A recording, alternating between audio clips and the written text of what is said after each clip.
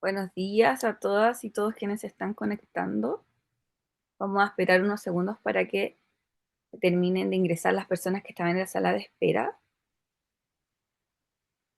que se conecten los audios, que puedan ingresar. Así que vamos a partir en unos segunditos. Muchas gracias de antemano por conectarse tan tempranito a este taller.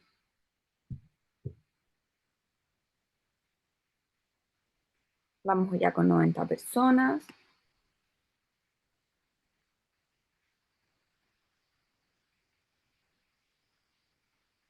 Coméntenos en el chat, mientras tanto, desde dónde nos están conectando antes de empezar. Buenos días, Juan Rojas. Buenos días, Francisco. Estamos ya casi llegando a los 100 y les vamos a empezar oficialmente. Les doy la bienvenida. Buenos días a todas y todos en este espacio que es un nuevo taller organizado por Educación Continua de la Facultad de Ciencias Físicas y Matemáticas de la Universidad de Chile. En esta ocasión vamos a participar en un taller sobre nuestra línea de ciberseguridad. Ayer estuvimos con un docente de especialista en análisis de datos y hoy día vamos a abarcar el tema de ciberseguridad. Profesor, les cuento que nos comentan que se conectan desde Lima, desde Concepción, desde regiones, San Fernando. Así Genial. que bienvenidos todos y todas. Estos talleres es parte de un ciclo que son dos, que se llama Ciberseguridad de la defensa cibernética a la seguridad industrial. El día de hoy vamos a empezar con claves de la ciberseguridad defensiva, así que se va a tratar de esto netamente el taller. Y el taller es impartido por el docente que está aquí presente, que es Sebastián Vargas, que es especialista en ciberseguridad industrial y defensiva, entre otros también muchas especializaciones que tiene. Él es uno de nuestros principales docentes de toda nuestra línea de ciberseguridad. Ha hecho ya talleres con nosotros anteriormente y hoy día nos va a mostrar, a contar un poco de sus conocimientos, a compartir sus conocimientos y vamos a poder aprender cómo son sus clases también que imparte a través de los cursos de educación continua. Así que, profesor, sin más, les dejo el espacio para que usted pueda empezar el taller. Perfecto.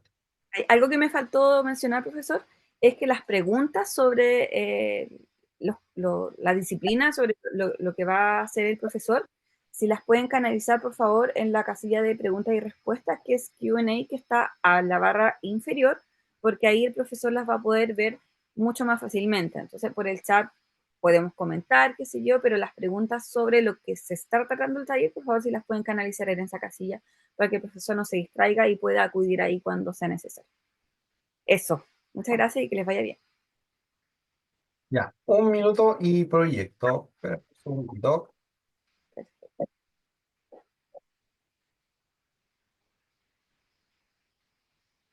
Desde Colombia nos dicen que está, desde Chillán, desde Valparaíso.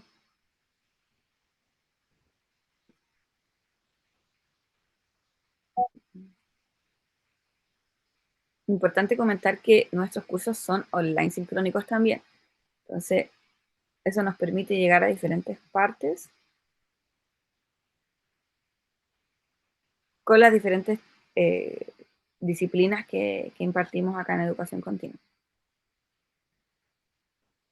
Les voy a compartir mientras tanto el enlace de nuestro Instagram donde van a poder ver próximos talleres, novedades, próximos cursos, próximas fechas. Conocen más a los docentes también, para que nos sigan desde ya. Y les voy a compartir nuestro LinkedIn también.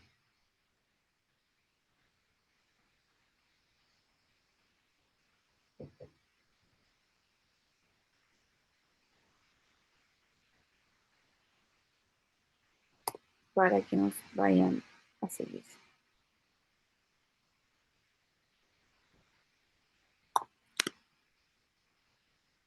Ya, vamos a iniciar. Bueno, sean todos muy bienvenidos. Ya estamos grabando. Sí, perfecto. Ya después de un tiempo tuve que hacer el currículum de forma online porque ya hacerlo en Word era demasiado, demasiado cansador. Entonces, bueno, acá está mi página, sebastianvargas.cl, donde pueden encontrar más información sobre lo que hago, las diferentes certificaciones que he sacado, mi experiencia, algunos videos, cursos donde estoy impartiendo educación, etcétera.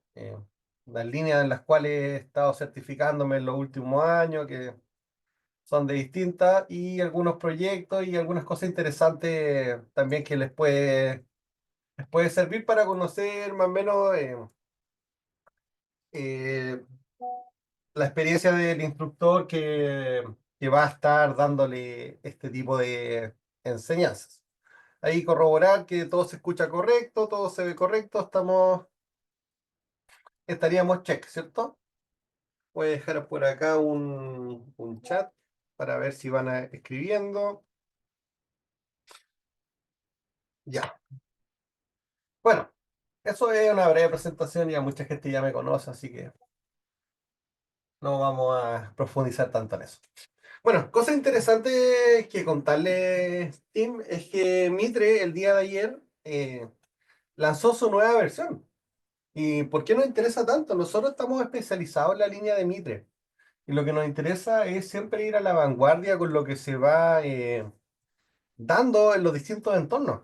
Entonces, cuando hablamos de ciberseguridad, la ciberseguridad que nosotros estamos viendo es mucho más profunda que solamente hacer a Warner o solamente implementar controles. Acá estamos viendo una seguridad completa, donde enfocamos personas, procesos y tecnología, sin descuidar ninguna de las aristas, porque la ciberseguridad es un fenómeno mucho más complejo de lo que muchas veces nos han contado y lo que hemos entendido. Entonces, dentro de las novedades que trae Mitre 17, cosas súper interesantes que se incorpora EXI, para los que son del mundo IT y también del mundo industrial, que a veces que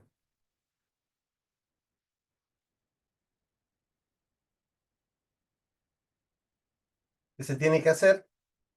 Bueno, básicamente acá dentro de las distintas técnicas desde el punto de vista Enterprise, vemos que se agregó una columna nueva que se llama EXI.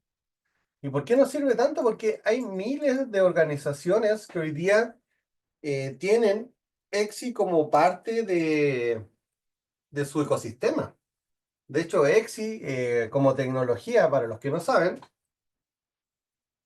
son virtualizadores que se ocupan en entornos TI-TO.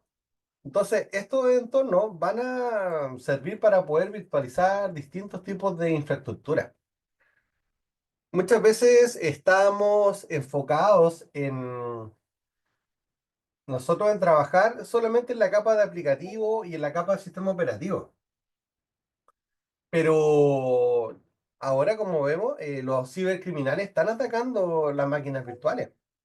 Entonces, por eso nos sirve también poder entender que hoy en día, lo que nosotros pensábamos que por el punto de vista de infraestructura estaba completamente protegido, está siendo atacado. Y está siendo atacado activamente en distintos tipos de procesos. Entonces, también eso es parte de lo que nosotros debiésemos revisar cuando tenemos una estrategia de seguridad. Por ejemplo, cómo está la arquitectura que tenemos en la organización. Ciertamente, hoy día vamos a tratar los temas de ciberseguridad industrial y la próxima clase de ciberseguridad TI. Es súper importante que nosotros podamos ver esto como algo integral. Se habla mucho de la convergencia y TOT, pero antes de llegar a ese punto, nosotros tenemos que entender el fenómeno de la seguridad desde el punto de vista técnico, ¿cierto? Y desde ese punto de vista técnico, nosotros debiésemos enfocarnos en ver cuáles son los riesgos que tiene la organización. Entonces, considerando las arquitecturas tradicionales,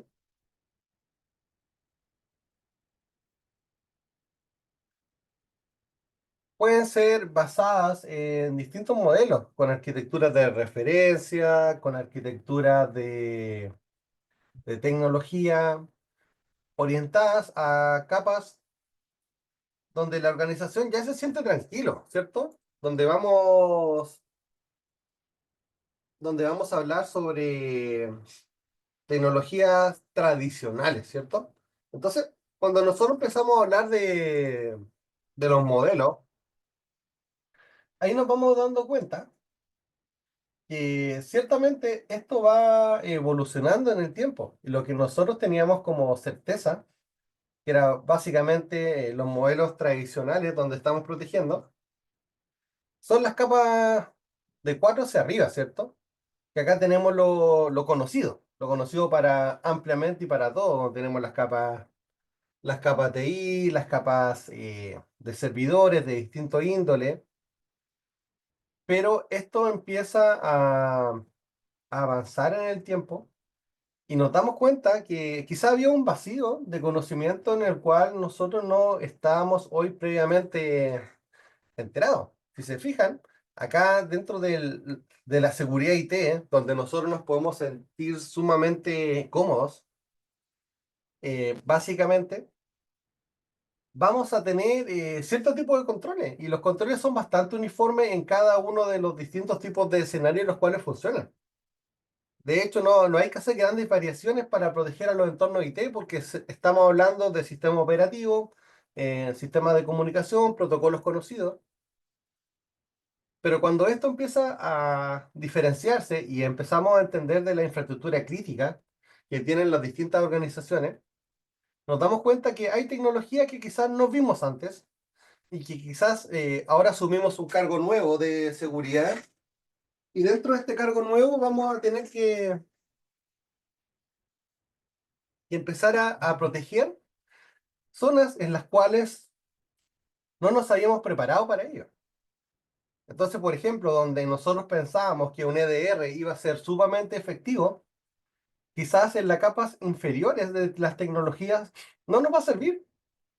No vamos a poder ponerle un EDR, por ejemplo, a un PLC, porque no es tecnología en la cual lo que ya conocíamos en TI vaya a servir propiamente tal. Entonces, entendiendo esta realidad, este ciclo de 2 cursos, que son ahora el taller 1 y el taller 2, van a ser parte de una gran clase.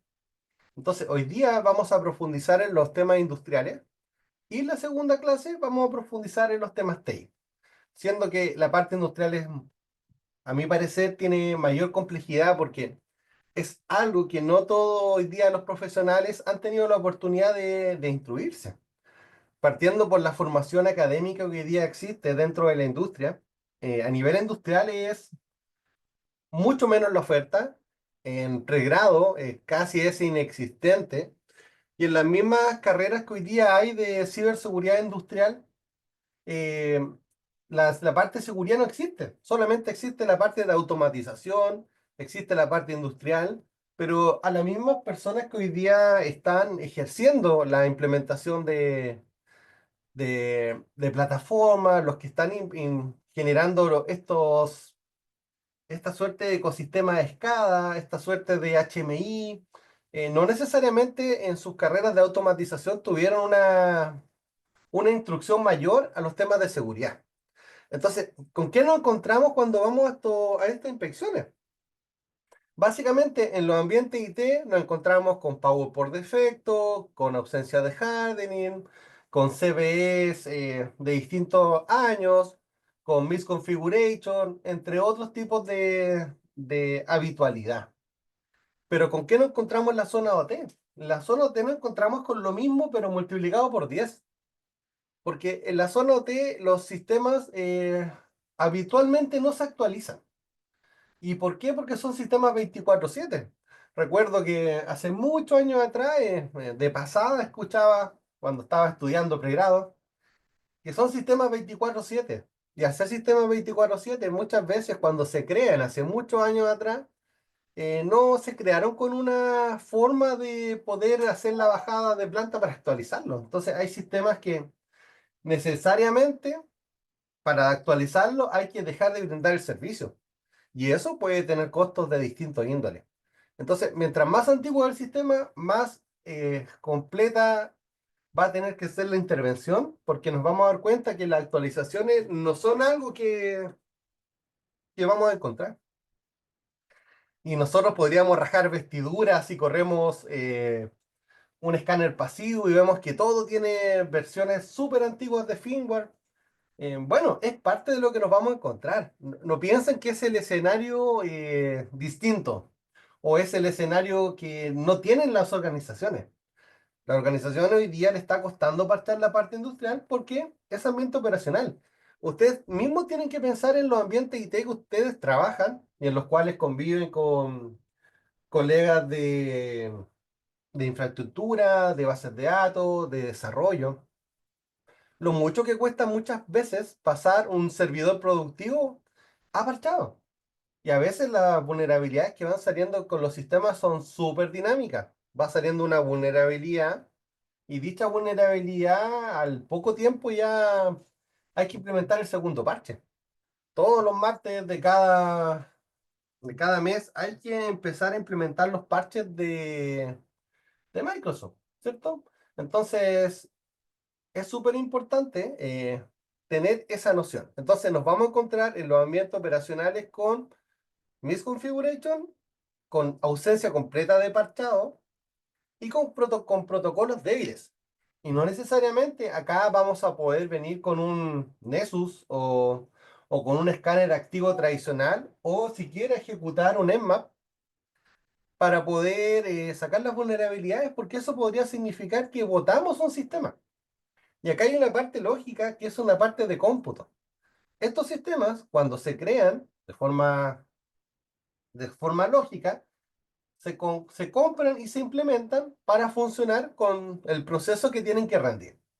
Y ese proceso tiene cierto uso de memoria RAM, cierto uso de procesador.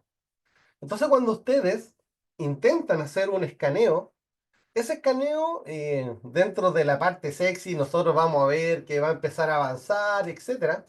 Pero dentro de la parte técnica, ese escaneo va a ser interrogación puerto por puerto. Va a empezar a consultar distintos protocolos puerto por puerto y eso va a generar un procesamiento en las máquinas. Y esas máquinas no están preparadas para ser escaneadas de esa forma. Entonces, muchos profesionales de ciberseguridad industrial les van a comentar esto. En ciberseguridad industrial no se escanea de forma activa porque los sistemas se pueden caer. Y no es la gracia hacerse famoso con esto, porque va a ser la primera y la última vez que los van a llamar. Entonces, a diferencia de los sistemas IT, que también se tienen que escanear con cuidado, pero es más común que, por ejemplo, se lance un escaneo completo de la red y que sea una actividad periódica de la organización. Es algo mucho más común y es algo normal que se va realizando en el tiempo. Entonces, entendiendo estas dos grandes diferencias entre IT y OT, es que hoy día nos vamos a centrar en la parte OT, siendo que en la próxima clase nos vamos a centrar en la parte IT. Dentro de la parte OT vamos a tener sistemas SCADA, sistemas HMI, vamos a tener sistemas PLC, entre otros tipos de instrumentos, los cuales nos van a ayudar a poder mantener este tema andando, ¿cierto? Cuando nosotros hablamos de ciberseguridad industrial, siempre relacionamos a sistemas que están aislados de Internet, pero también los vamos relacionando a distintas métricas relacionadas a protocolos específicos que tienen estos sistemas. Acá hay sistemas médicos, hay sistemas de energía, hay sistemas de minería, hay sistemas farmacéuticos, agropecuarios, entre otros, ¿cierto? Entonces, cada uno de estos protocolos va a ir teniendo su propia utilidad. Por ejemplo, Modbus es uno de los protocolos más comunes que hoy día existen dentro de la ciberseguridad industrial. Pero ¿cuál es el problema? Que es un protocolo que per se no tiene la seguridad inscrita dentro de su ecosistema. Entonces, muchos de los ataques que se pueden dar en Modbus van a ser básicamente porque son tecnologías que están dispuestas para la comunicación, pero no para la seguridad. Entonces, dentro de esta casuística, a nivel de Modbus, se van a poder hacer interrogaciones directas, ¿cierto? Estas interrogaciones directas van a poder permitir que se generen distintas comunicaciones en los distintos sistemas que hoy día existen. Pero eso significa que también van a tener debilidades asociadas. Acá Todan identifica cierta cantidad de puertos, pero también recordar que no solamente porque algo tenga un puerto va a ser necesariamente el servicio, porque también los puertos se pueden cambiar en los sistemas. Por ejemplo, acá en el 502 también está mostrando cámaras, y las cámaras no obedecerían a lo que son Modbus.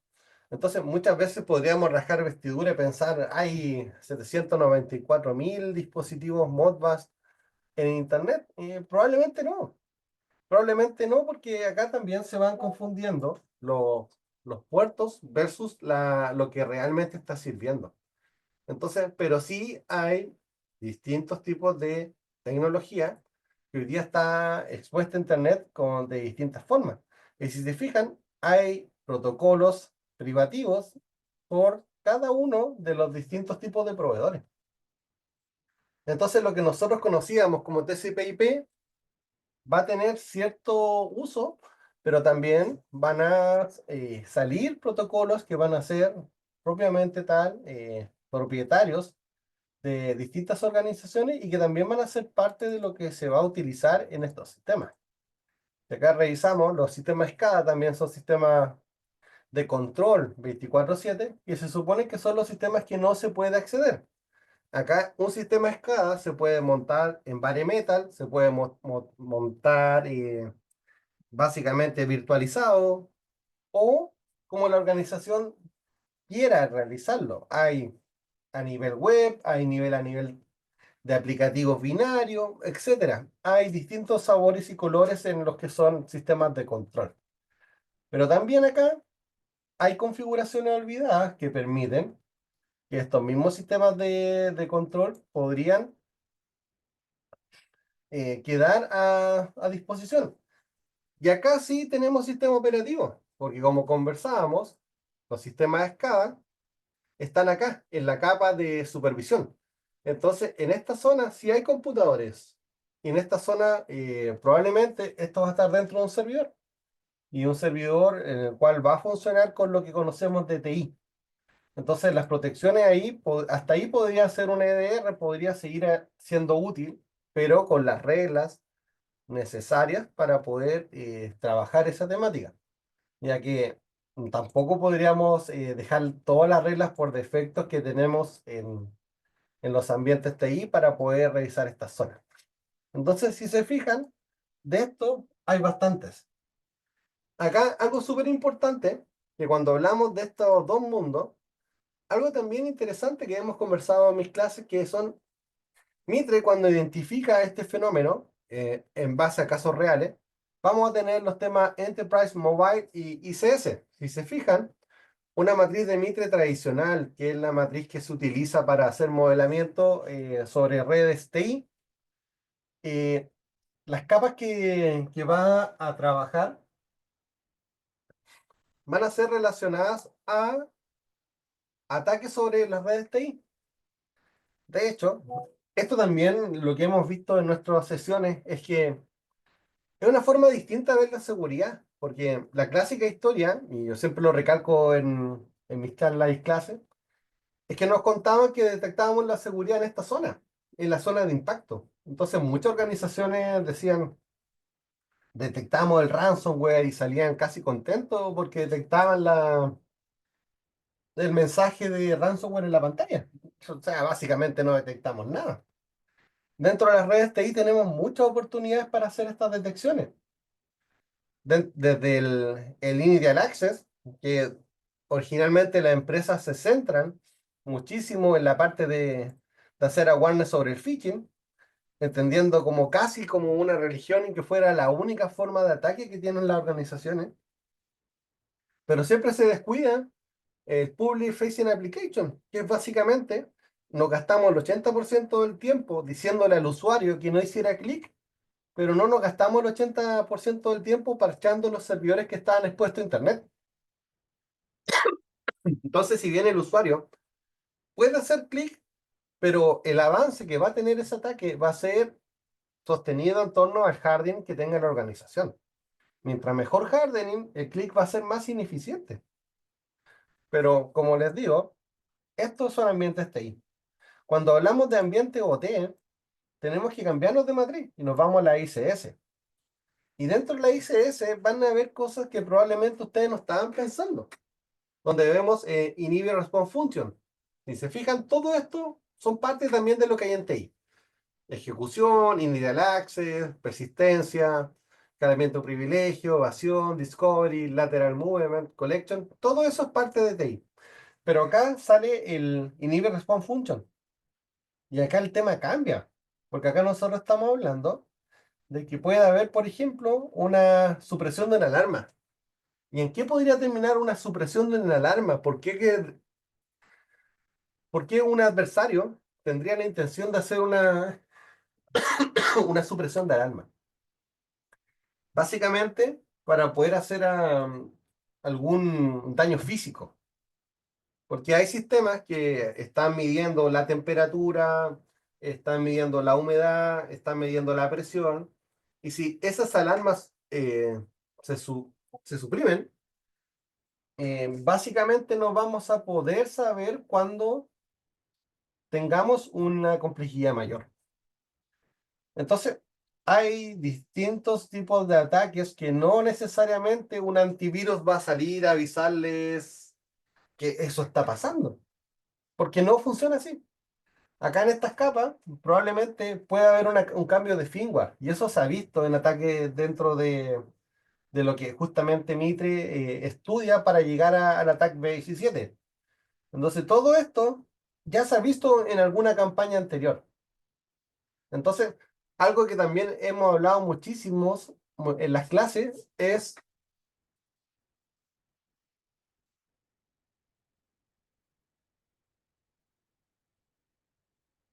justamente esto. Nosotros, para la ciberseguridad industrial, ya no ni siquiera estamos pensando en el hatch, estamos pensando en el comportamiento. Porque el comportamiento es el que hay que proteger. Si se fijan acá, un hash, un IP, un dominio, todo esto estamos hablando de lo que ya pasó en una organización, de lo reactivo que puede haber sucedido en una organización. Pero cuando empezamos a hablar de comportamiento, estamos esperando que algo suceda en el ahora, en el real time. Entonces ahí tenemos una dicotomía, que probablemente la seguridad que hemos estado haciendo toda la vida se ha centrado en bloquear, en hash, IP y dominio. Pero acá, probablemente lo que nosotros queríamos hacer como bloquear no va a funcionar per se, porque acá hay que pensar en hardening, hay que pensar en segmentación, hay que pensar en gestión de identidades. Ese es el real bloqueo, no bloquear un hash, porque eso va a ser ineficiente. Entonces, si se fijan, acá como decía un comentario de David, la supresión de alarma y puede morir gente. Entonces, el tema es mucho más profundo y lo que se nos está cuidando es mucho más profundo que un activo digital únicamente, sino también estamos pensando en el safety como concepto general, como protección de la vida humana. Y acá tenemos las técnicas de impacto, daño a la propiedad, denegación y del control de podría ser un sistema remoto de minería. Imagínense un sistema remoto de minería que controla remotamente las palas mecánicas a través de teleoperadores. Ahí estos riesgos son los que se tienen que estimar, no estar pensando en phishing. Hay que estar pensando en que podría llegar un cibercriminal desde un grupo de interés importante, no estamos pensando en campañas pequeñas, y podría ser su objetivo. Pérdida de la vista, pérdida de la disponibilidad, del control, de la protección, de la manipulación, del control. Entonces, si se fijan acá, las técnicas de impacto son mucho mayores. Son mucho mayores a los que nos podrían pegar porque estamos hablando de una conexión entre el ambiente físico y lo digital. Y estas tecnologías están cercanas a lo físico. Son tecnologías que, por ejemplo, pueden abrir o cerrar una válvula, pueden abrir o cerrar una compuerta o pueden hacer que una subestación eléctrica se vaya por un conducto u otro dentro de su flujo de transmisión, ¿cierto? Entonces pudiesen ser significativos los impactos. Entonces, considerando todos estos puntos anteriores, es que la complejidad que reviste esto se tiene que abordar de distintas maneras y tenemos muchas formas de poder entender este tipo de situaciones. Lo podemos trabajar, por un lado, con la ISA 62443, donde la ISA 62443 es una norma privativa, pero que es súper valiosa para justamente poder hacer este trabajo de una manera ordenada. Acá sería como el meme de los Señor de los Anillos, la ISO 27001 no tiene poder acá. Porque la ISO 27001 también es súper, explicando un poco el contexto, es un sistema de gestión de seguridad. Entonces la ISO también tiene ISOs que son de especialidad para sumar a robustecerla, como la ISO 27019, que es una ISO de ciberseguridad industrial per se. La vamos a explicar más adelante. Esta es de las más populares del mundo, que se llama la IEC 62443. Acá tenemos conceptos en la parte general, se divide en 4 tomos. En la parte general tenemos conceptos, el glosario de los términos, también tenemos las métricas de seguridad y también tenemos el ciclo de vida para los casos de uso y las protecciones y los niveles de protecciones. Después tenemos los que son conocidos como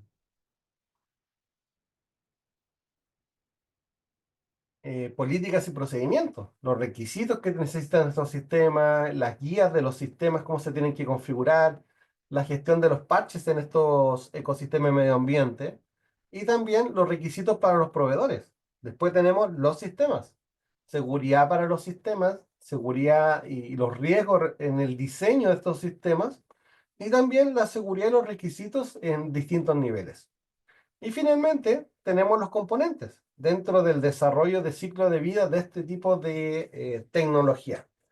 Entonces, teniendo general, política, sistema de componentes, nos damos cuenta que es una ISO súper amplia y que se lleva a cabo para poder proteger el ciclo de vida completo de las tecnologías industriales, entendiendo la complejidad que también tenemos entre las distintas zonas y conductos que se van generando entre cada una de estas capas. Y entendiendo que las redes industriales se manejan de forma distinta y los mismos gap assessment y las mismas recomendaciones y las mismas planes director que se tienen que aplicar son justamente especializados. Por otro lado, tenemos la ISO 27019, que es una ISO orientada a los sistemas de ciberseguridad industrial orientado al mundo energético. Entonces, acá también hablamos de... No, disculpen, esta no me sirve. Esta puede ser la tienda enorme. Acá estamos hablando de... De hecho, es de la ISO que se involucra con la seguridad en sistema SCADA. Esta ISO llega al punto de profundidad de poder saber cuáles son las recomendaciones, porque la ISO no llegan al punto de qué hacer, pero sí llegan al punto de que lo que deberías tener, y esta ISO ya está en el 2024. Entonces también es un buen punto de partida. ¿Por qué camino se fue Chile? Chile se fue por el camino de la NERSIP. Básicamente, la NERSIP, dentro del mundo energético, donde hay más de 600 empresas coordinadas, que es una industria bastante grande y crítica, acá si se fijan, se ve el ecosistema completo, desde la infraestructura crítica, la clasificación de activos, las políticas, los temas de control de acceso, los temas de seguridad física, la seguridad de las visitas, la gestión de riesgo, la respuesta y la notificación de incidentes, y también el plan de recuperación, porque también es súper importante tener esto mapeado y ordenado. Entonces, acá tenemos distintos modelos. orientado a esta temática, ¿cierto?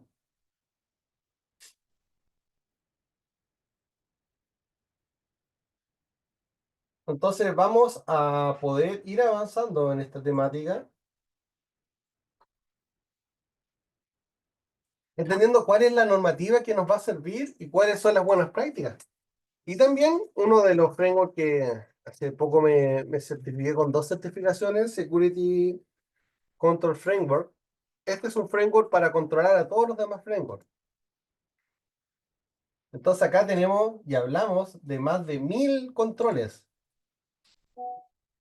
De hecho, este creo que es mi favorito porque acá se interrelaciona y es súper importante que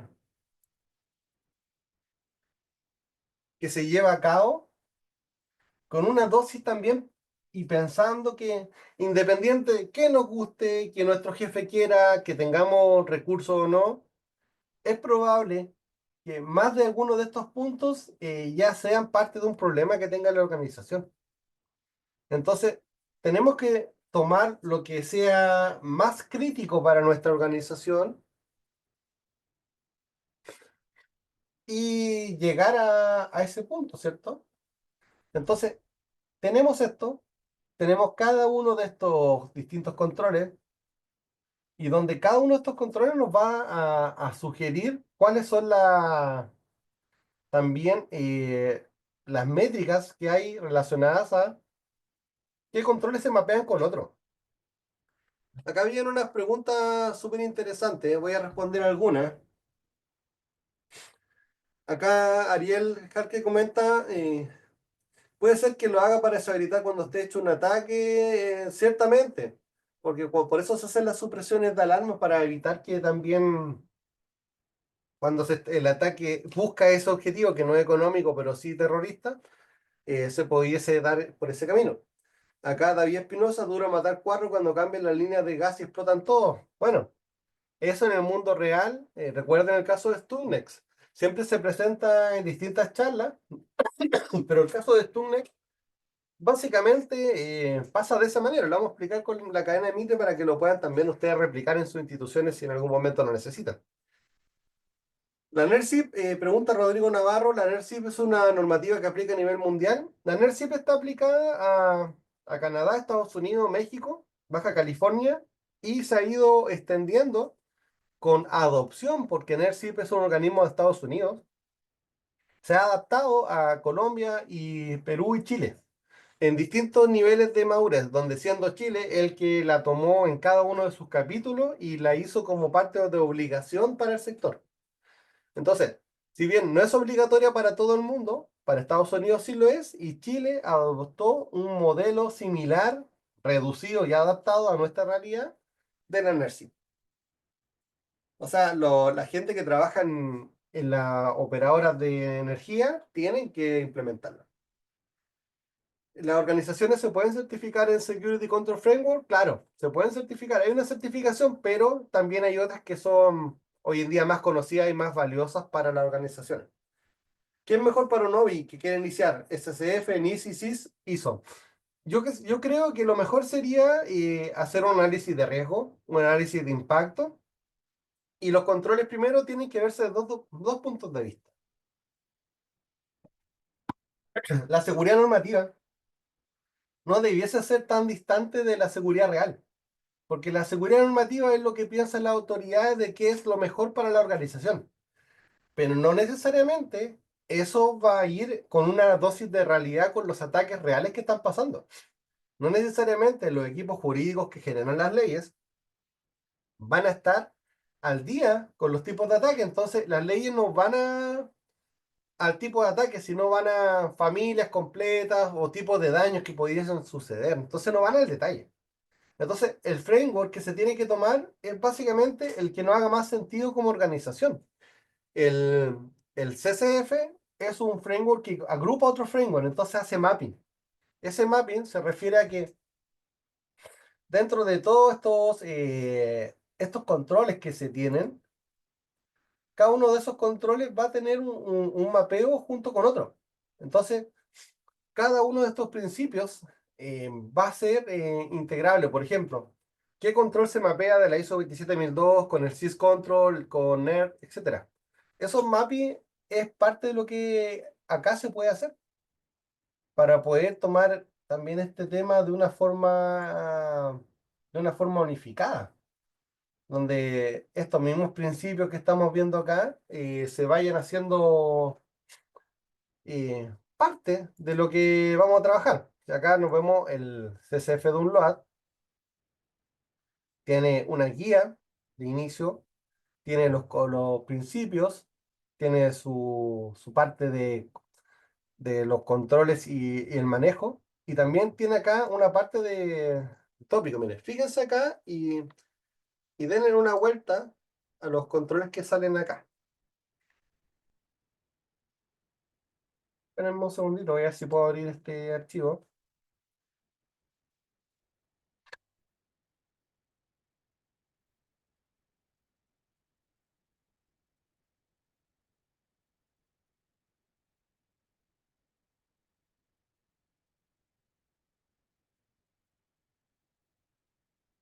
Acá, acá. Entonces, de esto se refiere el Security Control Framework. Si se fijan, son frameworks que van a estar haciendo mapping en distintos tipos de niveles. De acá están los distintos tipos de leyes, los distintos tipos de controles que existen en el mundo. Entonces, esto se va actualizando eh, mes a mes, año a año, y se va haciendo un mapeo. Y la gracia de estos caballeros es que van buscando las distintas medidas de seguridad que existen en los distintos países, para ir haciendo este tema de una forma orgánica. Entonces, ¿qué me sirve más? Me sirve más Mitre, me sirve más SIS, me sirve más Cyber Security Control Framework. Básicamente es lo que la organización puede permitirse, también que las leyes lo obligan. Tiene que hacer un conjunto entre ambas situaciones. Acá lo que implementamos no debiese ser tan distante a una mitigación real del riesgo. Bueno, acá les dejo este instrumento que es gratuito, que lo pueden trabajar y se van a dar cuenta de los distintos pareos que existen entre controles técnicos y que todos los controles se pueden ver de una forma unificada. Así que no necesariamente nos tenemos que quedar con, vamos a implementar solo el NIST Cyber Security Control Framework o vamos a implementar solo el SIS 18, sino hay que ver el paring. Y ese paring basado en lo que la organización tiene que mitigar. El SIS 18 es súper bueno, de lo que estaban conversando, es buenísimo, porque son controles técnicos que van al hueso, ¿cierto? Pero, por ejemplo, quizás nuestra organización tiene la obligación de implementar la 27001. Entonces, lo que nosotros tendríamos que hacer ahí es tomar la 27001 y dentro de nuestro anexo de controles, poner controles que también se macheen o se implementen con un SIS. Por ejemplo, poner la ISO 27002 y ver cuál control de la 27 del SIS control tiene un paring con este y que puede ayudar a una implementación más cuerda, más lógica y que no haga sentido. Y lo mismo con NIS.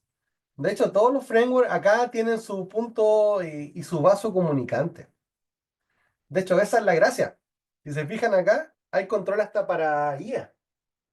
Entonces, no debiese ser todo tan dispar si al final muchos de los controles se van mapeando. Y se debiese ser algo más unificado y no pensar que la ISO se contraponen una con otra, con los frameworks, sino todos van en el mismo punto de poder hacer un trabajo unificado de bajar el riesgo, ¿cierto? Entonces acá vamos a encontrar riesgos de IA, riesgos de industrial, riesgos de TI, y va a estar todo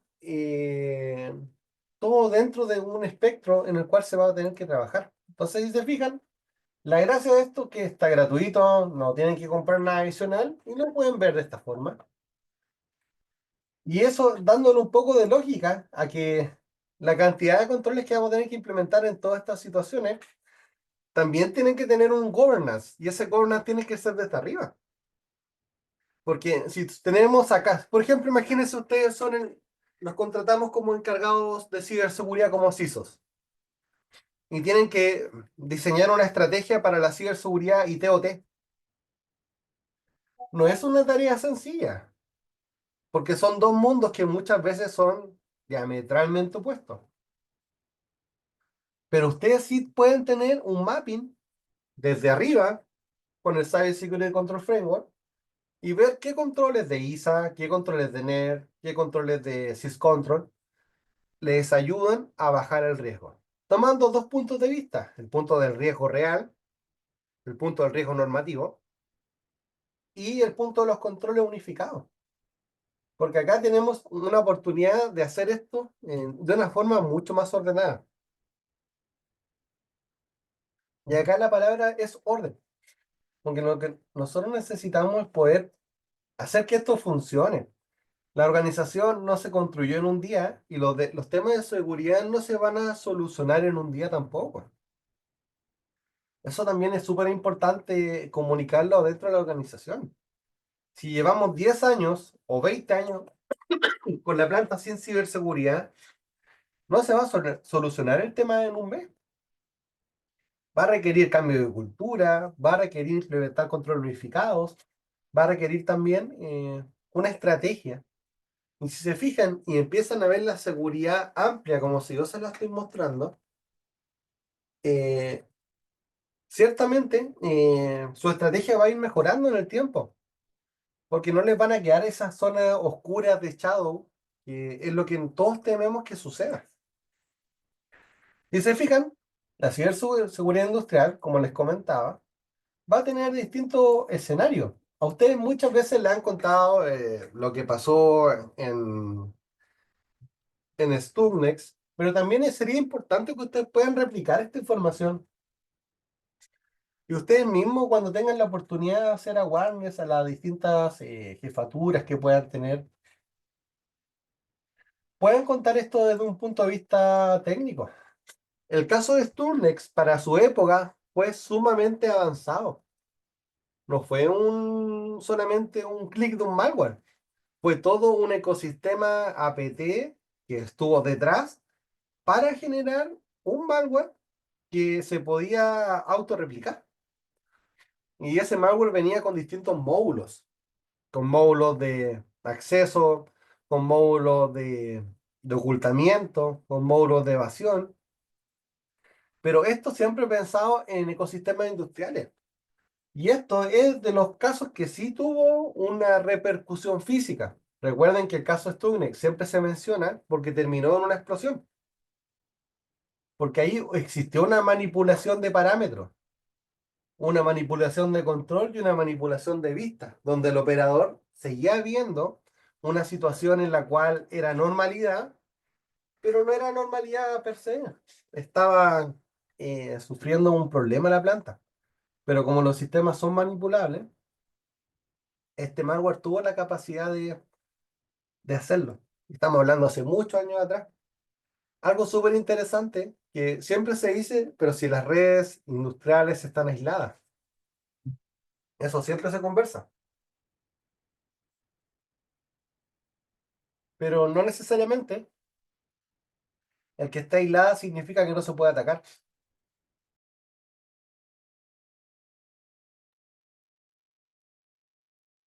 Ya que se da la situación que, por ejemplo, en este caso en particular, la campaña fue dejar pendrives afuera de la organización, en el suelo.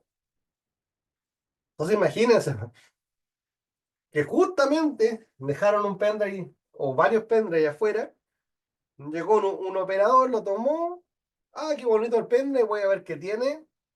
Ah, no, se abrió una ventana negra, se cerró, no hizo nada. Y seguimos nuestra vida. Pero básicamente esos son armas.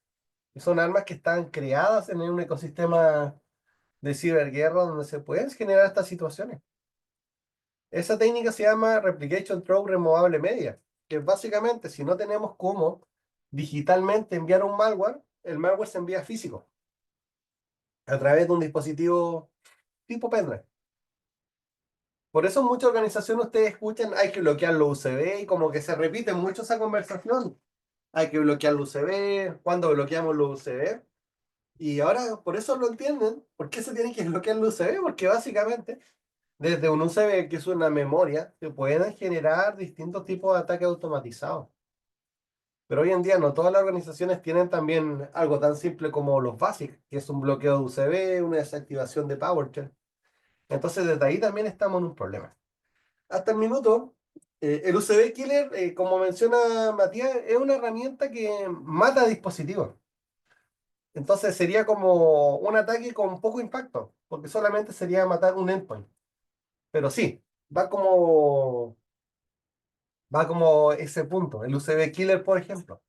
El USB Killer es un dispositivo que parece un pendrive, pero por dentro tiene una inversión de voltaje que genera una quemada de placa, como se llama coloquialmente.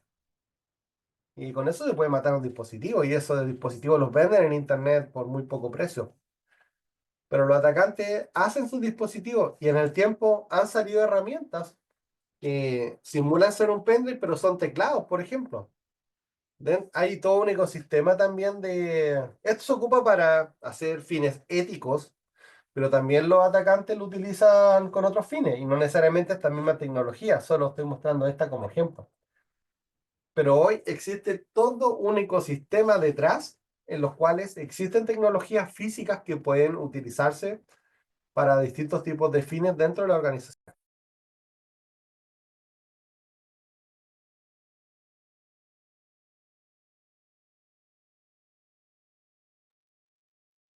Por ejemplo, el OMG cable. Un cable USB normal, pero este cable USB normal por detrás tiene un keylogger. Entonces, a veces pensamos, uy, qué barato el cable que está en Temu, lo voy a comprar. Muchas veces las cosas que compramos ni siquiera sabemos si son seguras o no. Sobre todo porque todo esto ya existe hace tiempo y va a depender mucho de lo que la organización necesita hacer. La organización criminal me refiero a los artefactos que hoy día puede trabajar, si se fijan, hay de todo.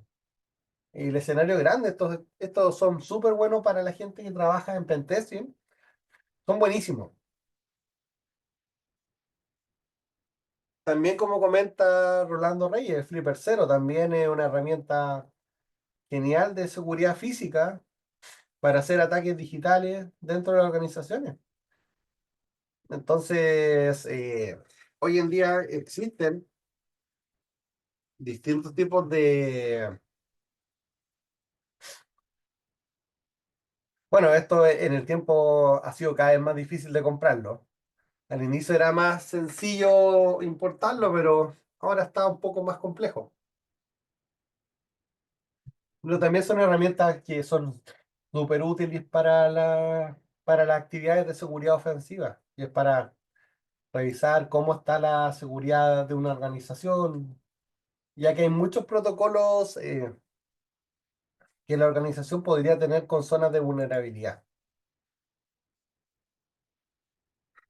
Pero a veces nosotros pensamos en grandes plataformas, pero hoy en día el mundo de Arduino, el mundo de SP32, estas herramientas son súper de bajo costo y pueden perfectamente por detrás tener programación de malware. Y se puede utilizar para eso. Y también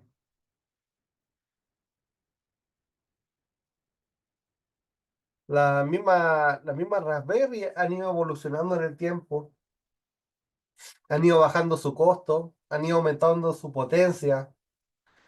Y también han salido distintos otros proyectos que también son súper poderosas.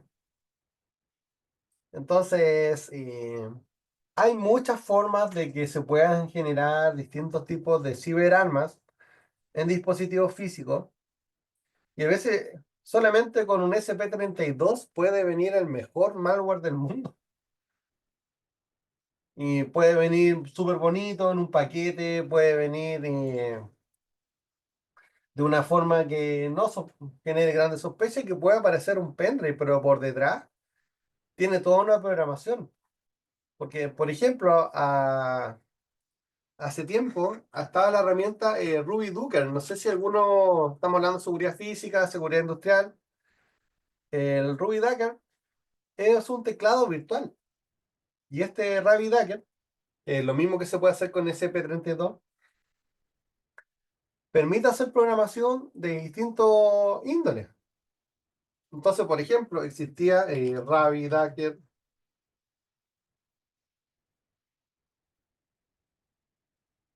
Ruby Docker Generator.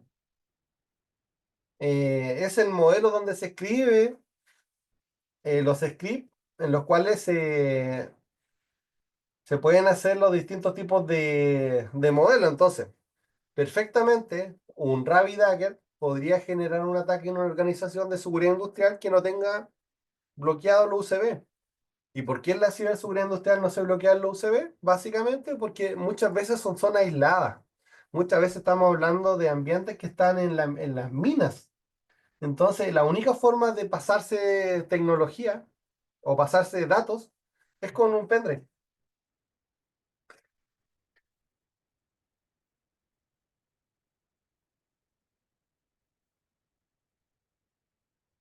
O sea, cualquier formateo de disco de bajo nivel va a borrar su componente, salvo que esté, por ejemplo, en otro tipo de memoria que no tenga permiso de escritura. Pero si tiene permiso de escritura, hacer un formateo de bajo nivel va a borrar su espacio. De hecho, el RabbitDagger tiene un espacio para conectar una memoria SD. No viene per se con la memoria, sino esto se le va cambiando. Al igual que el de los Raspberry. El Raspberry no viene con la memoria propiamente tal. La memoria se le... A ver, no sé. Ahí está. La memoria se le conecta acá. De hecho, este simple dispositivo, el Raspberry, este es un Raspberry 4. Este Raspberry 4 modelo B funciona excelente con Kali Linux. Y por ejemplo, en una inspección, esto puede ser perfectamente oculto. Y acá tenemos todo un ecosistema de hacking. Entonces, como ven, eh, en términos de posibilidades de ser atacados en ciberseguridad industrial son muchas. Por eso nosotros tenemos que adoptar frameworks que nos ayuden a bajar el riesgo, porque desde solo hablar de un individual access, ni siquiera llegar a la técnica de impacto, ya estamos hablando de distintas casuísticas que pueden suceder. Entonces, estos son los ataques que hoy día nosotros debiésemos estar preocupados, ¿cierto? Dale, Alejandro, pregunta nomás. Apenas vamos avanzando y le respondo. Por otro lado, en Chile, hoy día tenemos la obligación, y ojalá que todos lo hagan, eh, de reportar los incidentes, ¿cierto? Eso lo sabemos que hay que hacerlo porque es parte de la ley. Los operadores de importancia vital, donde estamos hablando de servicios esenciales, y dentro de servicios esenciales, los que requieren la tecnología para operar son operadores de importancia vital. Todo eso es parte de la ley, es parte de lo que la ANSI tiene que hacer, la clasificación, pero hay muchas industrias acá, muchas industrias involucradas, ¿cierto? Entonces, ¿a dónde va mi punto? Hoy en día, las organizaciones tienen que reportar incidentes, lo cual está excelente, pero no necesariamente una inyección no SQL va a ser algo que va a estar sucediendo en un nivel uno de ciberseguridad industrial. Muchos de estos pueden suceder, pero también hay otros incidentes y esta taxonomía puede ser tan amplia como la queramos hacer de amplia. Acá, ¿cuál es la primera invitación? Si nosotros estamos a cargo de la seguridad en una empresa, todo esto ya lo debiésemos conocer. que son el desde. Este es el desde. Estos son los diferentes tipos de ataques que pudiesen suceder en una organización. Pero acá principalmente estamos hablando de ambientes TI. Si se fijan, la mayoría son en ambientes TI, en capa de Purdue.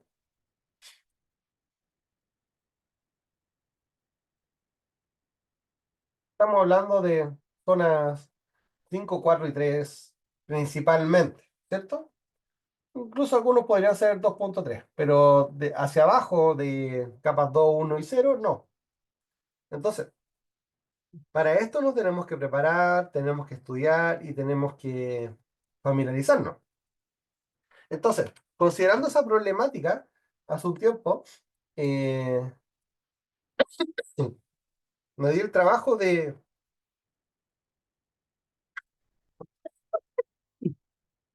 justamente mapear esta taxonomía, porque es algo súper importante que ustedes puedan trabajar esta taxonomía con algún orden.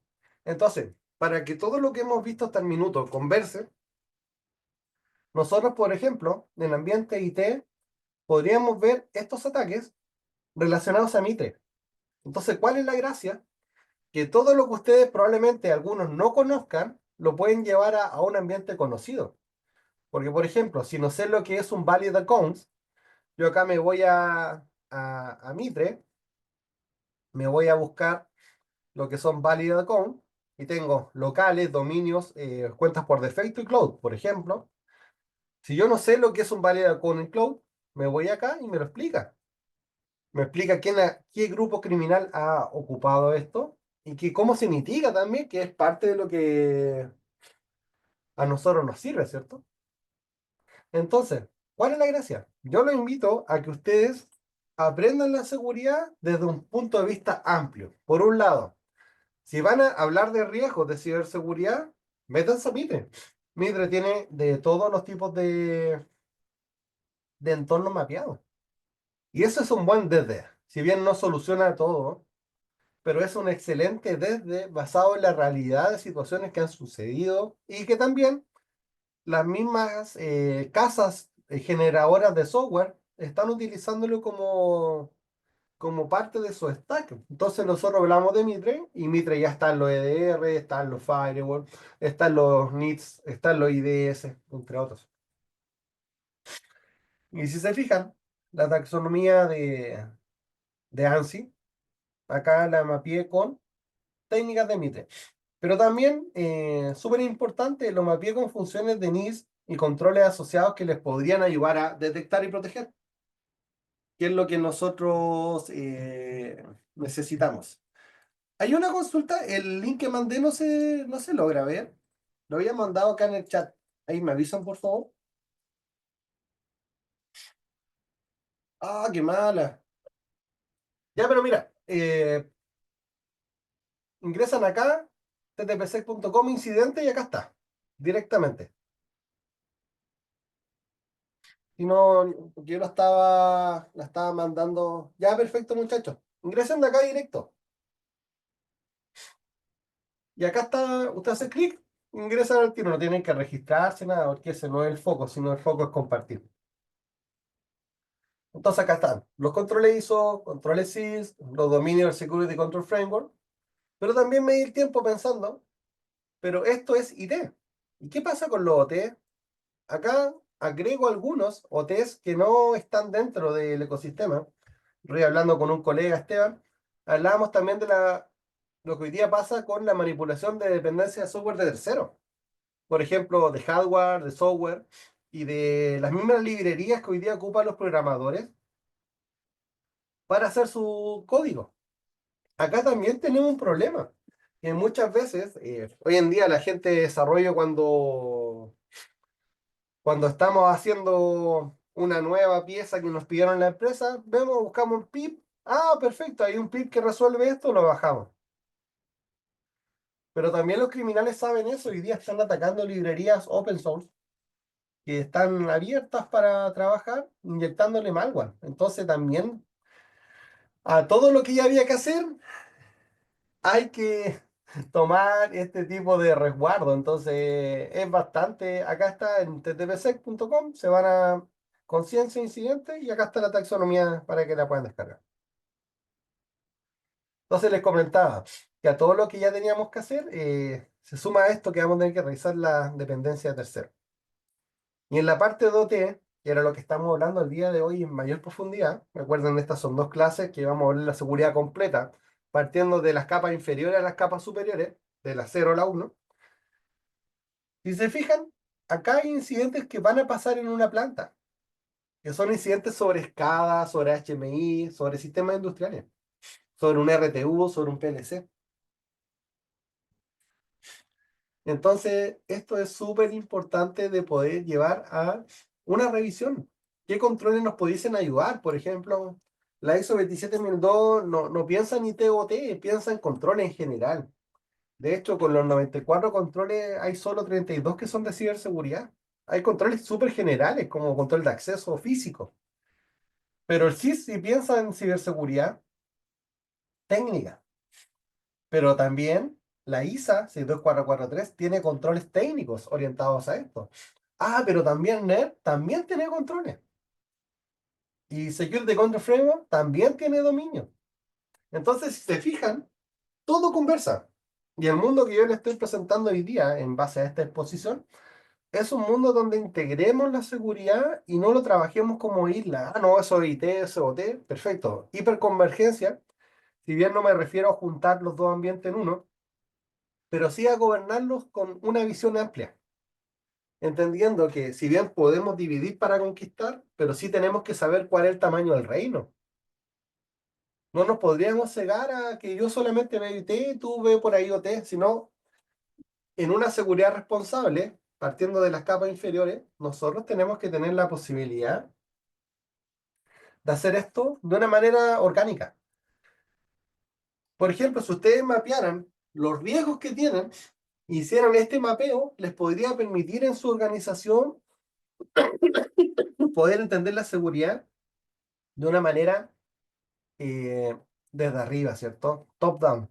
Para toda la implementación, las compras, los planes, las acciones, tenga también una dosis de realidad a lo que podría pasar en la organización. Este tipo de modelamiento lo pueden hacer perfectamente con Mitre. Ustedes pueden ir acá y ver de todos estas técnicas, estos caminos que existen, cuáles son los que a ustedes podrían hoy en día afectarles. No es necesario que partan con todo, pero podrían partir, por ejemplo, con los Initial Access.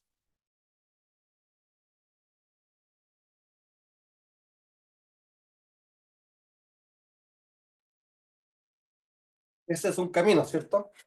Podríamos perfectamente partir con esto y trabajarlo y llegar hacia allá. Entonces, acá les presento una taxonomía adicional que no está dentro de la ANSI, pero sí nos ayuda a poder pensar en riesgos que pueden pasar en la organización y nos podrían servir para protegernos. También les presento una forma de trabajar distinta a la que quizás se están llevando y hacer mapping entre los controles, porque por ejemplo, la ISO 2702 dice qué hay que hacer, pero no dice el cómo. Y el control se va a mucho más detalle en el cómo. En la parte IT también podemos sumar lo relacionado a las funciones del NIS, proteger y detectar, mezclarlo con los controles de 27002, llevarlo a una implementación efectiva con un syscontrol. Y si se fijan, todo es conversable. De hecho, el mapping no es algo que se está inventando en este webinar, sino el mapping es algo que se está potenciando hace tiempo. Y donde ya es evidente es acá, en el Security Control Framework, que es un framework para gobernarlos a todos. Básicamente porque la complejidad que tiene este tema de ciberseguridad es mucho más allá de que autodeclararme experto. Si ustedes se fijan, cada uno de estos 33 controles o familias de controles es un mundo en sí mismo. Por ejemplo, alguien que es experto en IT no necesariamente va a ser experto en cloud. De hecho, el propio cloud tiene su especialidad. Yo conozco a profesionales que se han especializado 100% en Azure o 100% en AWS. Y ahí las tecnologías privativas que tiene cada una de estas nubes son orientadas a ello. No necesariamente alguien experto en cloud va a ser experto en tecnología web. Por ejemplo, en seguridad ofensiva, de estar sacando bugs complejos de tecnología web, porque no son los mismos artes. Entonces, como no hay un experto que sepa todo, no hay expertos en todos de todo, tenemos que trabajar en conjunto con los recursos, con las personas, con los proveedores que tengamos. Y eso desde una unificación, eso desde un punto de vista integral y pensando en los distintos riesgos que nosotros tenemos como organización. Entonces, la seguridad industrial solo se va a ir mejorando en la medida que la veamos de esta forma, de una forma integral, que la veamos de una forma que converse con sus otras partes. Y también entendiendo un complemento adicional, que es, por ejemplo, que no necesariamente, un segundo,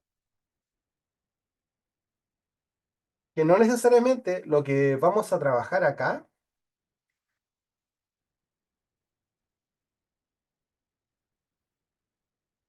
van a ser los mismos protocolos que vamos a ver en las tecnologías tradicionales. Entonces, acá, por ejemplo, tienen una forma de poder llevar a cabo distintos tipos de análisis con protocolos industriales. Y estos protocolos industriales están con distintos pickups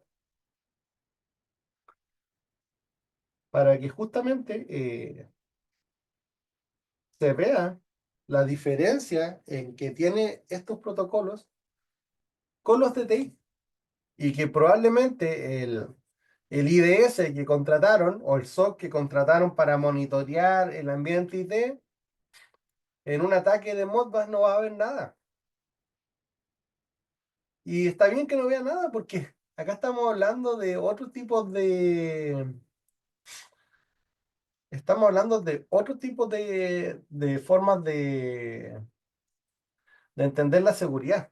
Básicamente, en un ambiente IT es mucho más entendible lo que estamos trabajando versus estos mismos protocolos. Vamos a hacer una pausa de 5 minutitos y ya regresamos.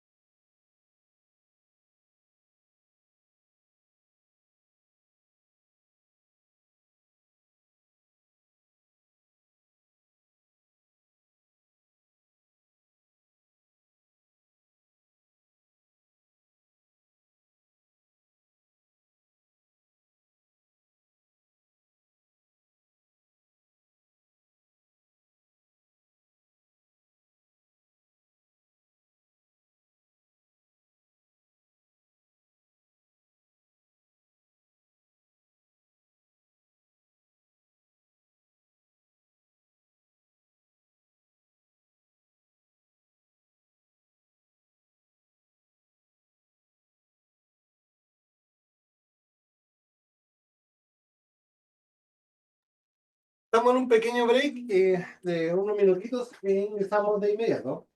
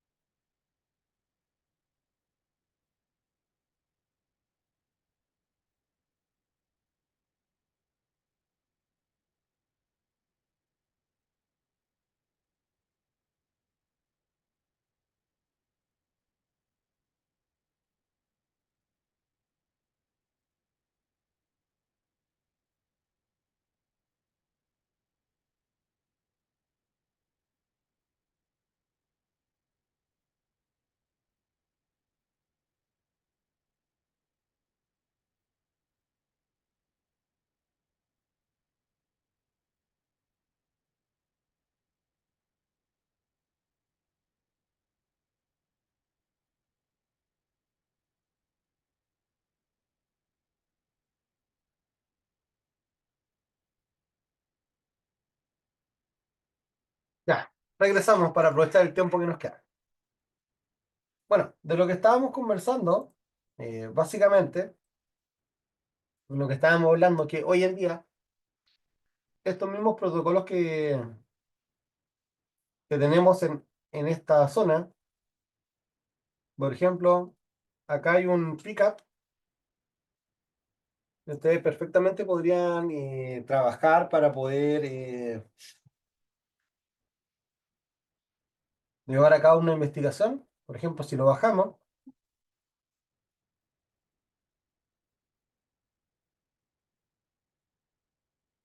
y lo abrimos con nuestro Wild,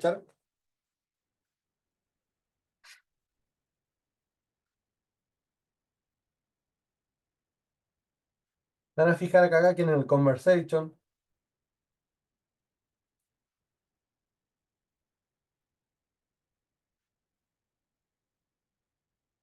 vamos a tener distintos tipos de equipos. Pero cuando a esto le hacemos una revisión de los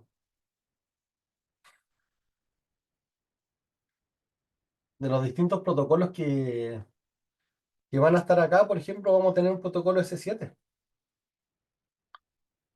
Y es probable, y es altamente probable, que justamente el SOC no tenga un caso de uso para un protocolo S7, que son protocolos distintos a los que se ocupan TCP/IP y con los cuales los casos de uso de ciberseguridad se realizan. Entonces, si tenemos ese tipo de casos, también podemos estar frente a un ataque y no saberlo, ¿cierto? Y no necesariamente la respuesta a incidente incluso va a ser la misma dependiendo del tipo de protocolo que tengamos. Entonces, desde los casos de uso, desde los distintos, las distintas acciones que se van realizando, nosotros tenemos que ir también pensando en que estas situaciones se van a generar, donde van a existir protocolos distintos a los que estábamos acostumbrados a manejar. Entonces, eso se nos puede generar. Entonces, la oportunidad que tenemos es ejercitar, es justamente bajar este tipo de pickup, por ejemplo, y también la próxima sesión vamos a desarrollar un taller donde podemos ir revisando protocolos de captura de tráfico, que esto es lo que pasó en una organización en cierta temporalidad. Vemos las estadísticas. Esto es lo que una organización podría tener, pero imagínense una organización más grande, va a tener 300 IP o más, 500 IP perfectamente. Entonces, por eso es tan importante muchas veces los sistemas en los cuales se va a trabajar esta temática y nos van a ayudar a justamente hacer esto. Un Wirechat tiene la oportunidad de hacer estas mismas revisiones, pero con un SIEM o con un IDS de nueva generación también se pueden hacer justamente estas inspecciones, donde vamos a ver quién conversa con quién, en qué protocolo está. Si se fijan acá, los mismos puertos son puertos elevados. Nosotros siempre hacemos monitoreo sobre los puertos que están bajo los 1000, pero acá en industrial los puertos se utilizan puertos que están súper arriba. Entonces es probable que ni siquiera estemos monitoreando esto.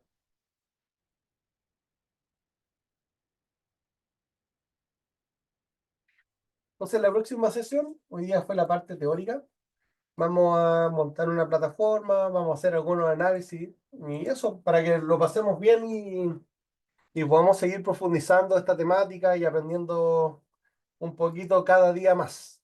Así que ahora me quedan unos minutos para responder consultas de lo que vayan necesitando y acá estoy disponible para cualquier cosa. Acá Alejandro pregunta, tengo este error, var html password.php not found, unable star, cual siempre cambia el IP, que solicita al ejecutar este tipo de script en investigador.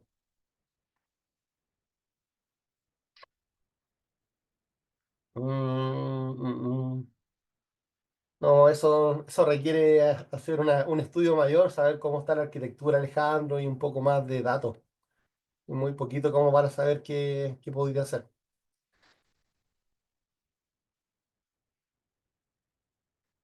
Una máquina con VMware o VirtualBox. Solamente eso y un Debian 12. Esas son las herramientas. Con eso vamos a trabajar. Un VMware o un VirtualBox y un Debian 12.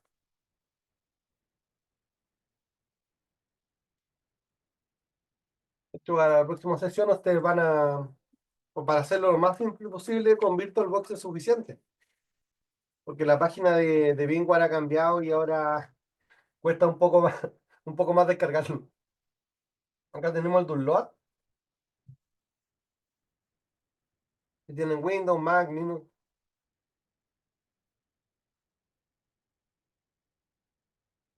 etcétera. La última y la de Debian, la versión 12.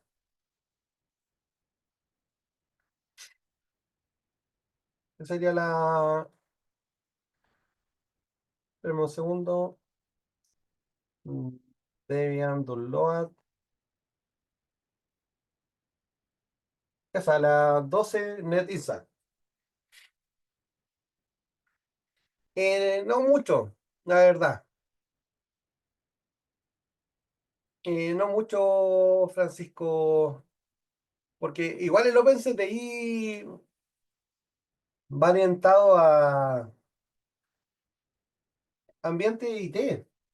O sea, podría ayudar a tener datos, dependiendo de las fuentes y orígenes que tenga, sobre la capa 3.5 hacia arriba.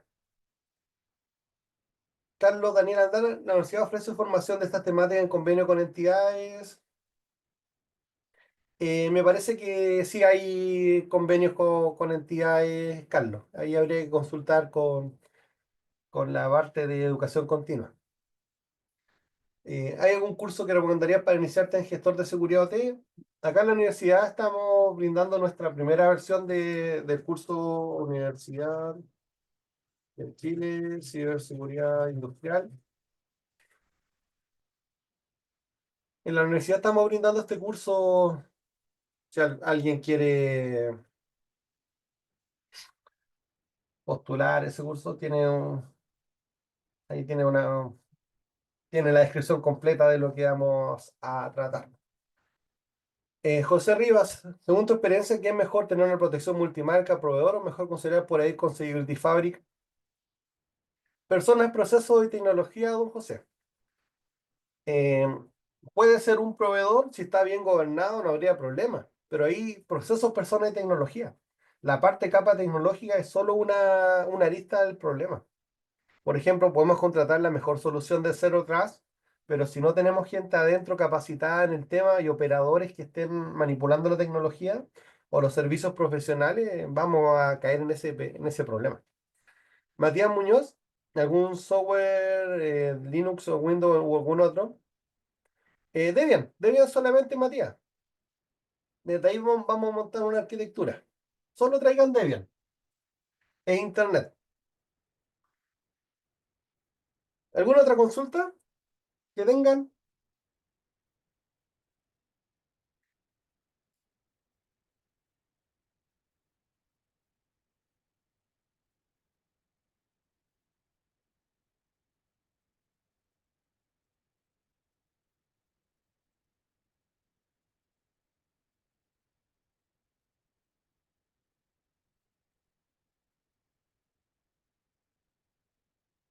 Eso es una buena pregunta.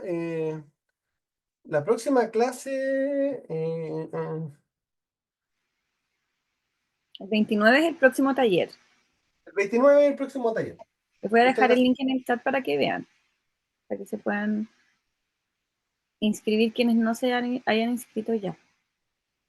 Perfecto. Acá Francisco me pregunta por qué no Cali. Básicamente porque vamos a montar una arquitectura. El Cali se ocupa para ciertas cosas en particular, por ejemplo, pruebas de pentesting u otro, pero cuando quieren montar un servicio o una arquitectura para hacer cierto tipo de trabajo, no es recomendable tener un sistema tan tocado, porque el Kali tiene más de 10.000 paquetes. Entonces, cuando queremos montar un sistema, tenemos que hacerlo en algo limpio, como un Debian sin nada.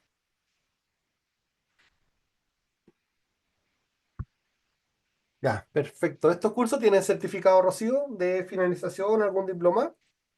Claro, es un diploma certificado por la Universidad de Chile, firmado la Unidad de Educación Continua de la Facultad de Ciencias Físicas y Matemáticas de la Universidad de Chile.